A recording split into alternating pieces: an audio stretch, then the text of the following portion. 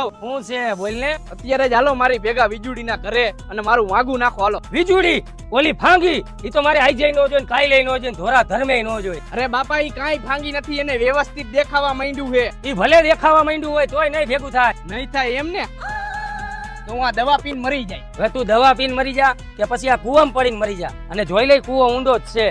બાકી ભાંગી આરે તારું આઈ જાય નહીં થાય કાઈ લઈ નહીં થાય.